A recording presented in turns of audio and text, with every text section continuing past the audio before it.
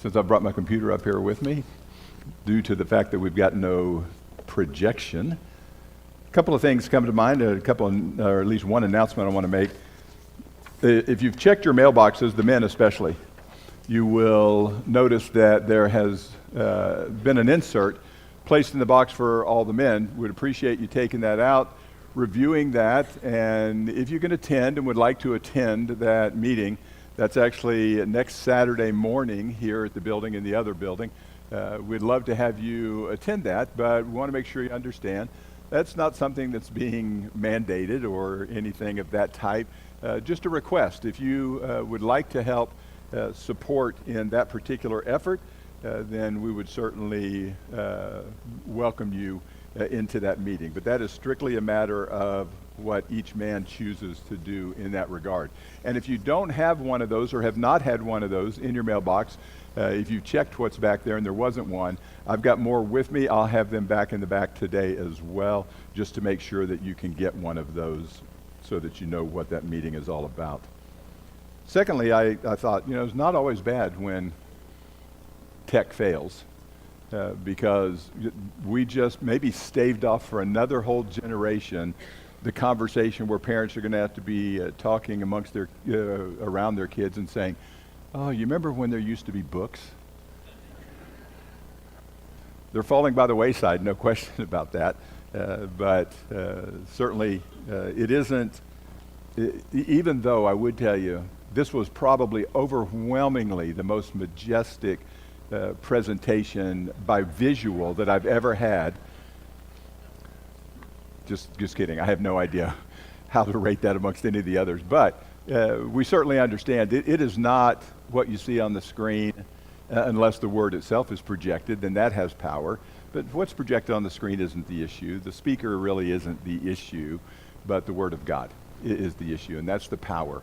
And that's what we want to do this morning, is kind of open that up as we go back into a lesson on heaven and think in terms of, there'd be 3 points this morning. I tell you that so you won't be terribly surprised. But 3 points this morning as we think about heaven. But I want to think about it in this way.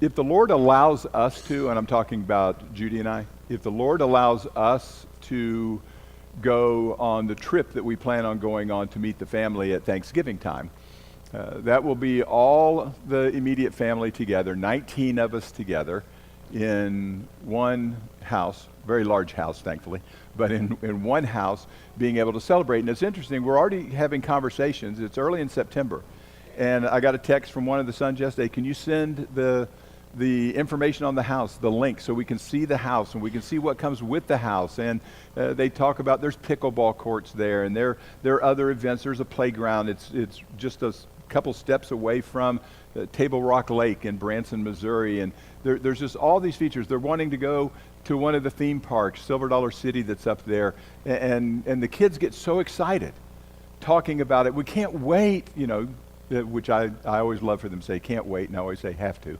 We're not going before then, but it is the kind of thing that you just get excited about. You ever have something like that in your life that you just think, this is just exciting to think about? And so we're anxious to go. We're eager to go on that trip because of all the things we think we may be able to do and the family that we're going to be with and all that is contained with that. Well, I would tell you that's where this lesson falls this morning, in the lessons on heaven. Trying to decide what are you going to deal with, because it's been, as I mentioned, it would be several lessons. Last week, this week, we'll skip next week. We'll get back into our regular scheduled programming, if you will, as we look at it from the inside out again, one of those lessons. But then we'll come back to heaven, because Judy asked me yesterday, she said, so is it going to be 3? I said, don't know. Now it's either 3 or 4. It just depends on what aspects we're looking at on the concept of heaven. But I just want to use this lesson this morning to take from one passage. We're going to turn to Revelation 21, if you would. We're going to read that passage and then just talk a little bit about why should we be so excited, so eager, and why is it important? Why does God even portray for us this incredible visual that he does? Because he's going to paint a picture for us that is just magnificent. And in that picture, what's the purpose of painting a picture like that. It's interesting because we've stayed at multiple Verbo houses when we've taken some of those vacations. But they all read the same. Have you ever noticed that? Every one that you get onto and you look at a house, it is clearly the best views, the best house, the most comfortable, the best decorated of all the ones in the entire city. And then you can scroll down to the next one and you get the same description again. It's just that kind of description. But there's a reason they do that. They want to get you excited, and they want to get you pumped up, and they want to get you highly desirous of being at one of those locations. They're not going to advertise it by saying, hey, this is it's kind of an average house. We hope you'll have an okay time there. They're going to make it look as attractive as they can. The difference is they can make it look overly attractive. Nothing God can say to us about heaven can possibly even touch what it's really going to be like. And he wants us to understand that. So in Revelation chapter 21, I want you to read with me if you would. We're going to read the entire chapter and then come back and make the points that we want to make. Then I saw a new heaven and a new earth, and the first heaven and the first earth had passed away, and the sea was no more. And I saw the holy city, New Jerusalem, coming down out of heaven from God, prepared as a bride adorned for her husband. And I heard a loud voice from the throne saying, Behold, the dwelling place of God is with man. He will dwell with them, and they will be his people, and God himself will be with them as their God. He will wipe away every tear from their eyes, and death shall be no more, neither shall there be mourning, nor crying, nor pain any more, for the former things have passed away. And he who was seated on the throne said, Behold, I'm making all things new. Also he said, Write down, for these words are trustworthy and true. And he said to me, It is done. I am the Alpha and the Omega, the beginning and the end. To the thirsty I will give from the spring of the water of life without payment. The one who conquers will have this heritage, and I will be his God, and he will be my son. But as for the cowardly, the faithless, the detestable, as for murderers and the sexually immoral, sorcerers, idolaters, and all liars, their portion will be in the lake that burns with fire and sulfur, which is the second death. Then came one of the seven angels who had the seven bowls full of the seven last plagues, and spoke to me, saying, Come, I will show you the bride, the wife of the Lamb.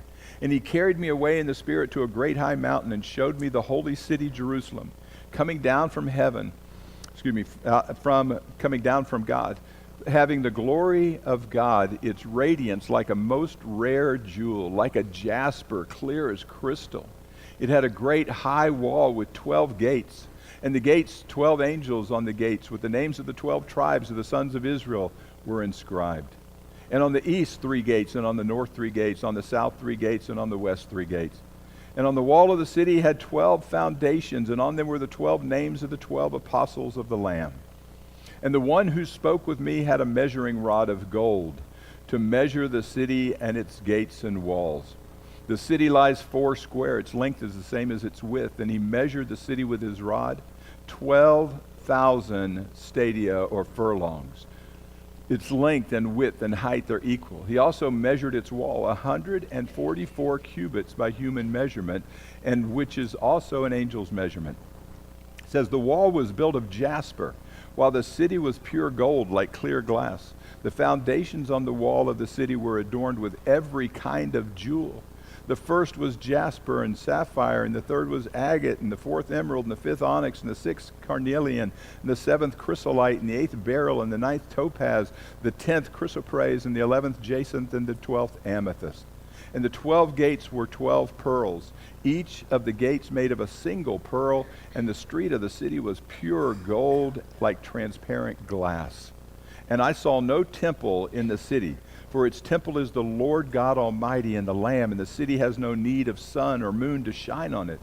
For the glory of God gives it light, and its lamp is the Lamb. By its light will the nations walk, and the kings of the earth will bring their glory into it. And its gates will never be shut by day, and there will be no night there. They will bring into the glory and the honor of all nations, but nothing unclean will ever enter into it, nor anyone who does what is detestable or false, but only those who are written in the Lamb's book of life. Now, I got to tell you, my first thought when I read that passage, anytime I read that passage, is, What did John think when he saw that vision?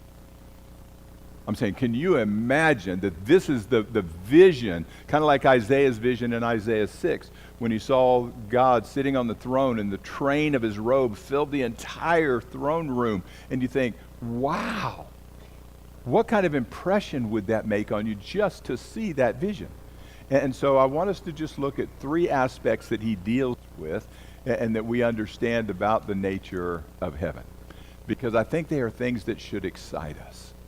Things that should cause us to say, you know what? I am so excited to be able to get that reward. That is the most beautiful thing I could possibly imagine.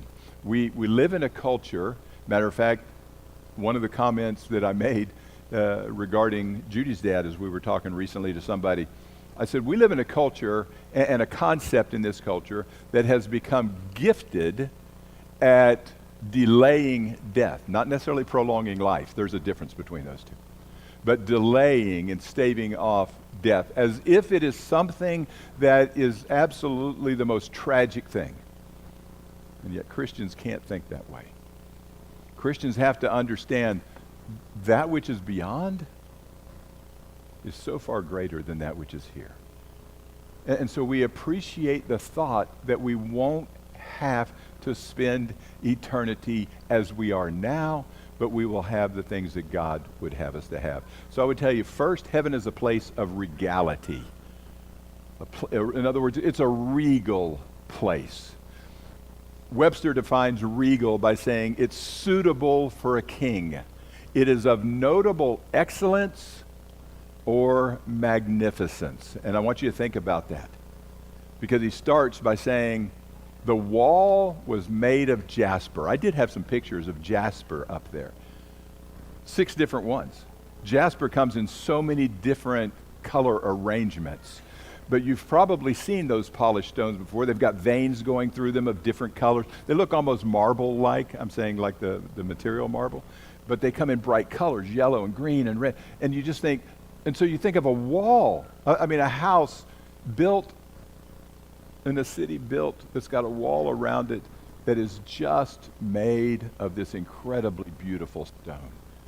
Can't you imagine that? He says that's what it looks like.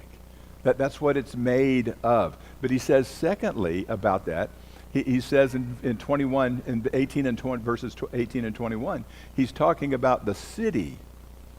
The city was gold. The wall is jasper.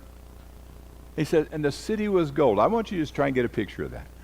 You ever been driving somewhere and you've seen the skyline out in front of you for a city, whatever city it may be? New York is obviously one of the ones you see pictures of the most. And you see all those buildings. I have no idea what the structure of the city of God is going to look like. But what John saw was something that he recognized as a city, but he said it was all made of gold. All made of gold. And he said, and it wasn't just gold, it was pure gold.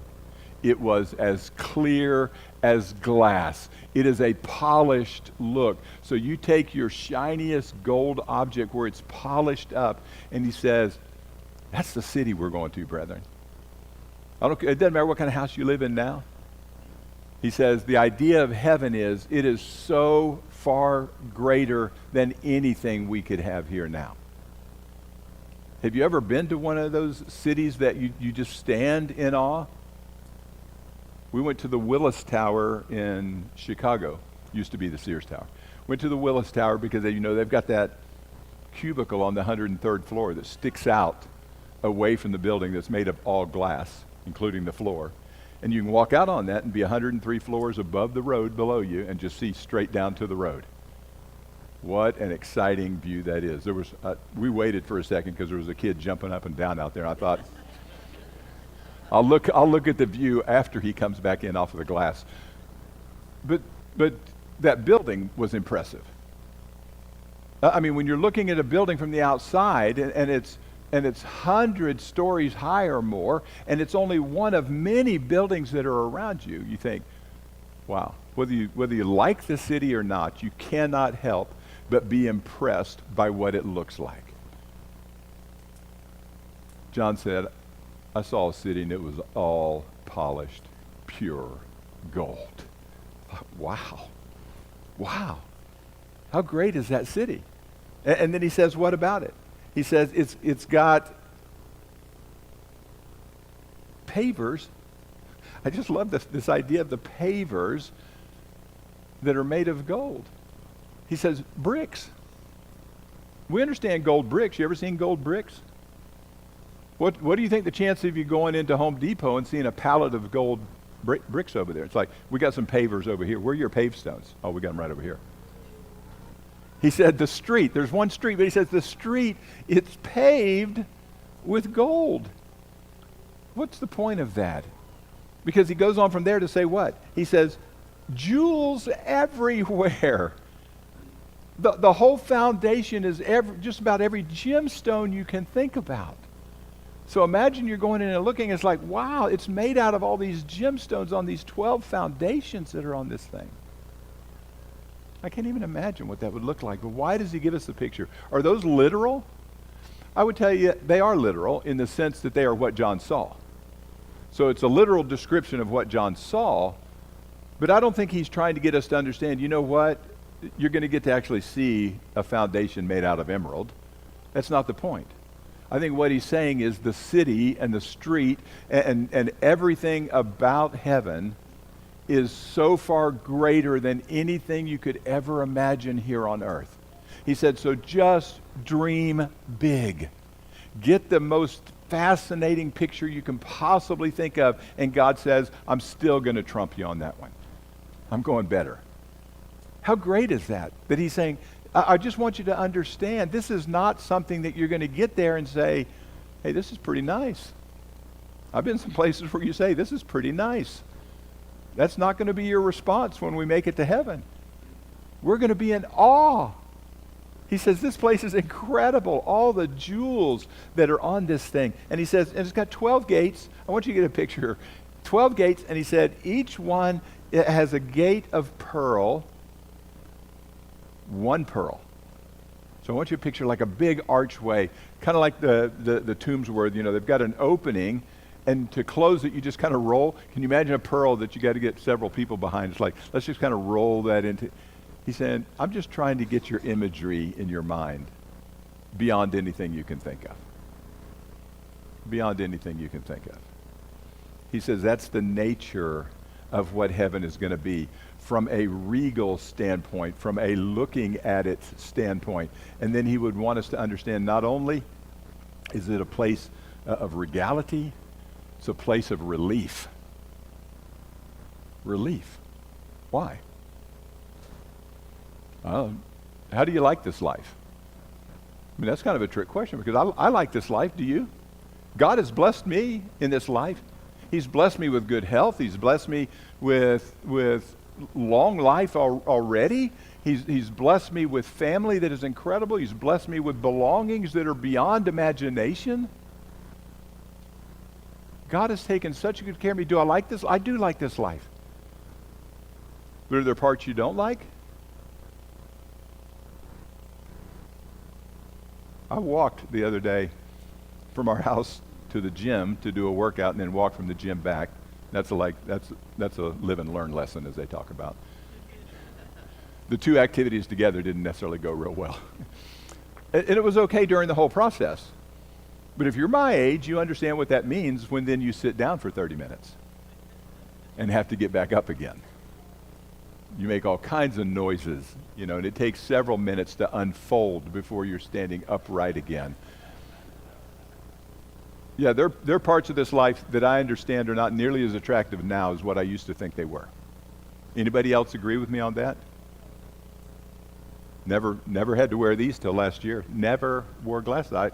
You think, well, my wife used to say, I can't stand wearing glasses. I get out of the car, if the car's air conditioned, you get out in the hot sun, then they fog up, or you get in the rain and it's constantly raining on your glasses. I mean, I'm thinking, can't be that bad.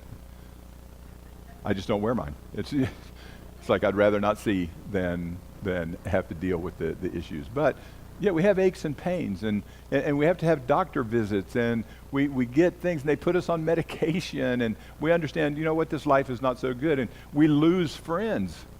We lose family. This life has good sides. I love my family and I love every minute with my family, but it's always tragic when somebody loses somebody, isn't it? Yeah, this life has pain, sorrow. But what does he say? He says, this is going to be a place of relief because he's going to wipe every tear from every eye. He said, there will no longer be any death. I want you to just imagine that concept just alone. Never, ever again will anybody have to think about death at all. It is non-existent there. He said there's no death. There will no longer be any mourning at all. M-O-U-R-N. No mourning at all. There's no grief there. He says no crying, no pain at all. You excited to go there? Amen. No sorrow, no pain, no death. None of that is there. All the things that are tragic here aren't there. He says not only that, he said there's no night there. Gates of the city, did you notice what he said? He said gates of the city that don't ever have to be closed. Isn't that a great concept? Why? Because there's never any nighttime there. And he says, not only is there not any nighttime, there will never be anything that is unclean there. Nobody that does what is shameful, nobody who does what is deceitful, none of those people who are doing wrong are going to be there. None of the things that threaten us in this life from the standpoint of those who would do others harm, he says, none of that exists. Just leave the gates open. I guarantee you there's several people in here at least my age or around my age that can remember days when you never thought about locking your door when you went to bed. You remember that? We didn't used to lock our door. We didn't used to concern ourselves at all with letting the kids just go wherever they wanted to in the neighborhood, and they'd be riding 5, 6, 8 blocks away and playing for hours. There was no concern. How comfortable are we doing that now? See, we don't like those concepts now because there are people out there that do our children harm. There are people out there that do other people harm. There are things that affect us, so we lock doors and we protect our children. We watch out, and he said, none of that exists. None of that bad is there at all. But he says it's also a place of relief.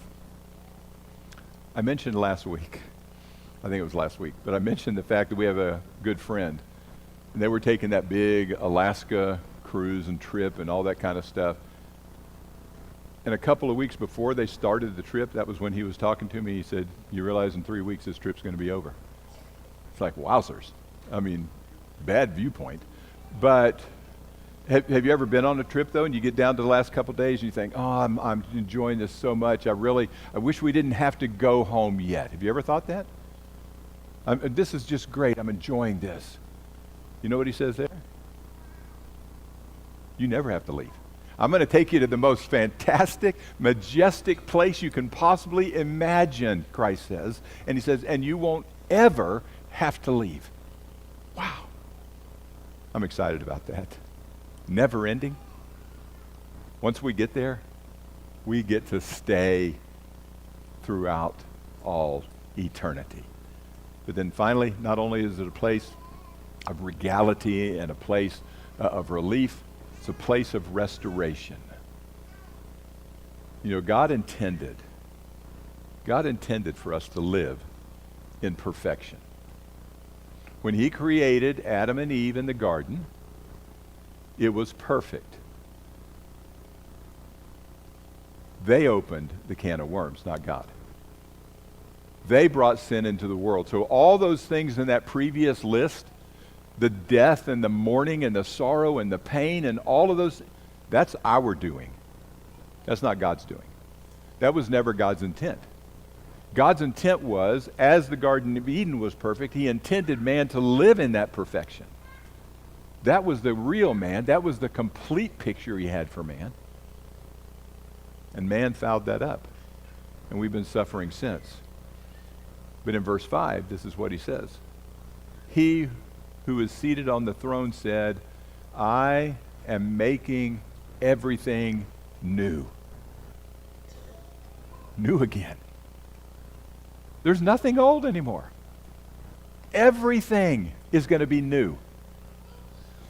Going to be restored. This old body that hurts, this old body that doesn't work the way that it used to, he says, you get a brand new one, Mark.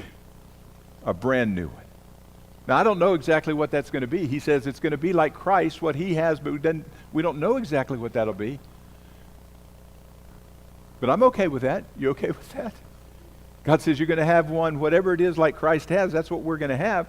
He says, brand new body with no aches and pains.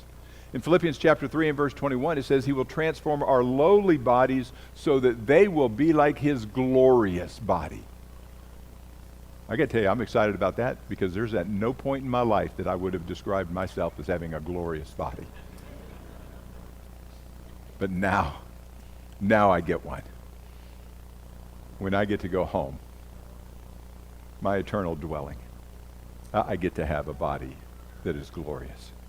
In 1 Corinthians chapter 15, he says, it is sown in dishonor, it is raised in glory.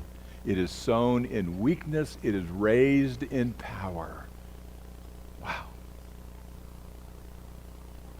I got to tell you, I'm excited because God has made some incredible promises to us about that. And he says it's not only this body that'll be restored, but all the people that we can no longer see who have served the Lord faithfully. He says we will be back with them. Now don't get me wrong, Jesus made a point. We're not going to have the relationships like we have here. He says there is no marriage or giving of marriage in heaven. We're not going to be married, but every single person that has served the Lord faithfully, we will be rejoined to those people for an eternity. I'm excited. Are you excited? Amen. What a great chance it is to go spend an eternity with God. I told you the whole point of that lesson was just to say, you know what, guys? The promises are incredible. The picture is incredible. Get excited and stay excited and let others know how excited you are because of what God has promised to his who are faithful. He is a great and an awesome God. Amen. If you're not a Christian, what would it be like to miss out on all that? What would that be like? You don't want to do that. If you're not a Christian, give your life to God. If you don't know what that means, talk to us. We'd like to open up his word and show you what he says you need to do to have a covenant relationship with him. But if you already have studied that and you know that and you believe that Jesus Christ is the Son of God and you're willing to confess that and turn away from your life to him and go down into the waters and be immersed in baptism and be brought back up. What does he say about that? Raised in newness of life. You can start that new life today if that's what you want to do. We'd love to help you do that. Let us know while we